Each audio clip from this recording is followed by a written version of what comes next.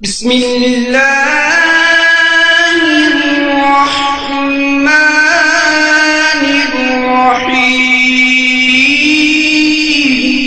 اہل حدیث ہے ہم، یہ عزم ہے ہمارا، کافی ہے صرف ہم کو اللہ کا سہارا۔ کہتے ہیں اسلام میں دو عیدیں ہیں، ایک عید الفطر اور ایک عید الاضحیٰ۔ یہ تیسری عید کہاں سے آ گئی؟ میں نے کہا یہ تیسری نہیں، یہ اسلام کی پہلی عید ہے۔ کہنے لگے کہاں ذکر ہے؟ میں نے کہا قرآن میں ہے۔ میں نے کہا ہاں، کہاں ہے؟ سورہ المائدہ۔ حضرت عیسیٰ علیہ السلام اللہ کی بارگاہ میں دعا کرتے ہیں تو جس دن وہ مائدہ اترے وہ ہمارے لیے عید کا دن ہو جائے، ہمارے پہلوں کے لیے بھی پچھلوں کے لیے بھی۔ حضرت عیسیٰ نے دعا کر کے بتا دیا جس دن نعمت نازل ہو وہ دن عید کا دن ہوتا ہے۔ جڑا والے کے مسلمانوں اپنے ایمان سے مجھے بتانا، پکے پکائے کھانوں کا دسترخوان بڑی نعمت ہے یا میرا نبی بڑی نعمت ہے؟ اونچی کہیے۔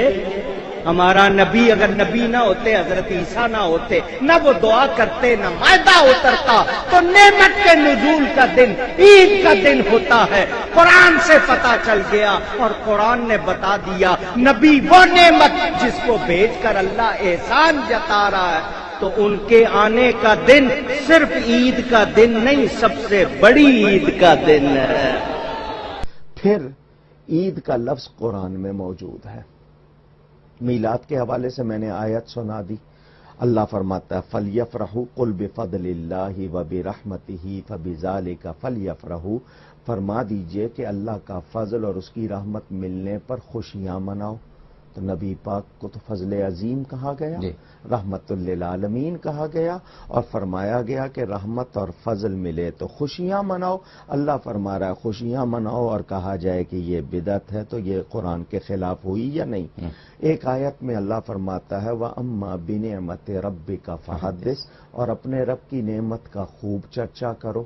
میرے نبی سے بڑی نعمت کون سی ہے؟ تمام نعمتیں ان کا صدقہ۔ اللہ فرما رہا ہے چرچا کرو۔ تو میلاد کیا ہے؟ دسترخوان آیا، کھانا آیا، یہ نعمت ہے۔ اگر ہر نعمت پہ عید منانے کو مان لیا جائے تو پھر عیدوں کا ایک ایسا سلسلہ شروع ہوگا جو کبھی ختم نہیں ہو سکتا۔ کیوں؟ اللہ کی نعمتیں ایک دو ہیں کیا؟ اللہ کی نعمتیں بے شمار ہیں۔ وَإِن تَعُدُّوا نِعْمَتَ اللَّهِ لَا تُحْصُوهَا، اگر تم اللہ کی نعمتوں کو گننا چاہو تو گن نہیں سکتے۔ جب اللہ کی نعمتیں بے شمار ہیں، اگر ہر نعمت پہ عید منائی جائے گی تو عیدوں کا وہ سلسلہ شروع ہوگا جس کا اختتام کبھی نہیں ہو سکتا۔ اور پھر نعمت کے آنے پر عید نہیں منائی جاتی، بلکہ نعمت کے آنے پر اللہ کا شکر ادا کیا جاتا ہے۔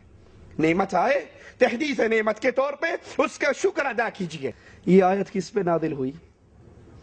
محمد الرسول اللہ صلی اللہ علیہ وسلم۔ قرآن کی تفسیر سب سے پہلے ہمارے سامنے آئے گی تو امام الانبیاء کے عمل سے، آپ کے قول اور فعل سے آئے گی۔ یہ آیت نبی پر نازل ہوئی۔ اگر اس آیت سے دلیل رسول اللہ صلی اللہ علیہ وسلم کی ولادت کے جشن پہ لی جائے تو اس آیت سے جو آپ سمجھ رہے ہیں وہ نبی نے کیوں نہیں سمجھا؟ اس آیت سے جو مطلب آپ نکال رہے ہیں وہ ابو بکر و عمر نے کیوں نہیں نکالا؟ یہ میلاد منانا غلط نہیں۔ اللہ فرماتا ہے قُلْ بِفَضْلِ اللَّهِ وَبِرَحْمَتِهِ فَبِذَلِكَ فَلْيَفْرَحُوا۔ اے میرے حبیب آپ فرما دیجئے اللہ کی رحمت اور اس کا فضل ملے تو خوشیاں مناؤ۔ کیا مناؤ؟ اونچی کہیے، خوشیاں مناؤ۔ اللہ فرما رہا خوشیاں مناؤ، اور یہ کہتے ہیں بدعت ہے تو ان کی مانے یا اللہ کی مانے؟ جواب دیجیے گا، اونچی کہیے۔ تو ہم مناتے ہیں، مناتے آئے ہیں، انشاءاللہ مناتے۔ اچھا، آپ کہتے ہیں میلاد کہاں لکھا ہے؟ اے انسان، تیرا میلاد قرآن میں لکھا ہے۔ حضرت آدم کا میلاد قرآن میں، حضرت حوا کا میلاد قرآن میں، حضرت ابراہیم کا میلاد قرآن میں، حضرت موسیٰ کا میلاد قرآن میں، حضرت مریم کا میلاد قرآن میں، حضرت عیسیٰ کا میلاد، بلکہ انسان کا میلاد قرآن میں بیان ہوا۔ اللہ فرماتا ہے سلام ہو اس پر جس دن پیدا ہوا۔ نبی کا ذکر ہے، حضرت یحییٰ حضرت عیسیٰ کا ذکر ہے، اللہ فرما رہا ہے نبی کے یوم پیدائش پر سلام ہو۔ اللہ سلام بھیجے اور تم پوچھو کہاں لکھا ہے؟ پڑھو تو صحیح قرآن کو۔ اللہ فرما رہا ہے نبی کے یوم پیدائش پر کیا ہو؟ اونچی کوئی خاص دن ہے تبھی اللہ نے سلام بھیجا ہے نا۔ ثبوت قرآن سے ملا یا نہیں ملا؟ کیونکہ میں نے یہ آپ کی تسلی کے لیے دیے کہ آپ کو شک نہ پڑے، ان کے لیے میرے پاس اور بڑے جواب ہیں۔ وہ اسی زبان میں دوں گا جس زبان میں وہ آئیں گے بات کریں گے، اور ان کے پاس اس کا کوئی جواب نہیں ہوگا، یہ بھی دعویٰ کر رہا ہوں۔ یا اللہ اکبر، تو 30-32 آیتاں قرآن دیاں پیش کرنا ہے، ثبوت دینا ہے، آندا جی ثبوت ہے قرآن دیاں آیتاں میلاد النبی تے جڑی نبی دے 600 سال بعد ایک وجود عمل شروع ہوندا ہے تے او دی دلیل دلائل تے اوتے قرآن دیاں آیتاں پیش کر رہے ہیں۔ ادھر وڈی جہالت ہو سکتی ہے؟ وہ بولو تے صحیح یار۔ پھر تیرے گندے عقیدے دے مطابق صحابہ نو ترجمے دی سمجھ نہ آئی؟ جیڑے صحابہ نبی دے کول بیٹھ کے دن رات نبی نہ سفر کرتے رہے، نبی کو قرآن پڑھے حدیث پڑھی ہے، اور جنہ صحابہ نے 5374 حدیثاں نبی کو بہ کے یاد کی دیا، انہاں نو قرآن دیاں 32 آیتاں دے ترجمے دی سمجھ ہی نہ آئی۔ جواب دیو، تجھے آما ملی تو کہاں ملی تیرے جرم خانہ خراب کو؟ حوالے پیش کرنے 600 سال بعد جڑی 604 ہجری دے اندر جس بدعت دا ایجاد ہویا ہے اس بدعت نو صحیح کرنے واسطے حوالے قرآن چ دے دے۔ کتنی بڑی جہالت ہے۔ جاہل ملا، جاہل مولوی جڑے قرآن دی آیات دے ترجمے نو مروڑ دے نے، ترجمہ غلط کر دے نے۔ سن لے اس روئے زمین تے جڑا آخری صحابی ہے ابو طفیل عامر بن واصلہ ہے، انہیں مکے دے اندر 110 ہجری دے اندر فوت ہوئے نے۔ میرے نبی تو بعد 99 سال زندہ رہے، 99 سال دے اندر 99 مرتبہ دن آیا ہے، پر نبی دے آخری صحابی نے ایک دن منایا ہوئے، منان دا حکم دیتا ہوئے حوالہ پیش کر۔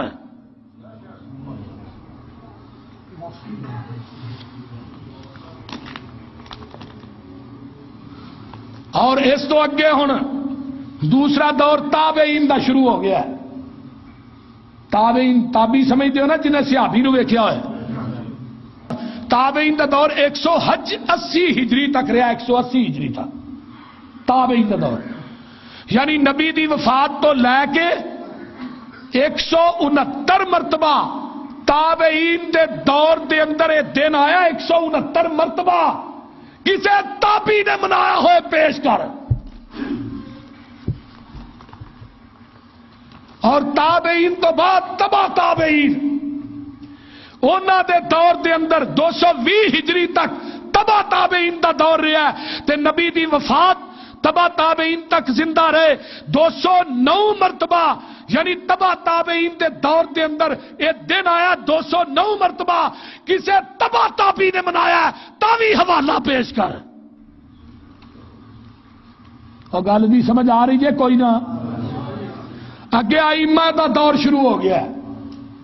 امام ابو حنیفہ رحمت اللہ علیہ کہ 80 ہجری چ پیدا ہوئے، وفات 150 ہجری دے اندر پائی ہے، 70 سال عمر پائی ہے۔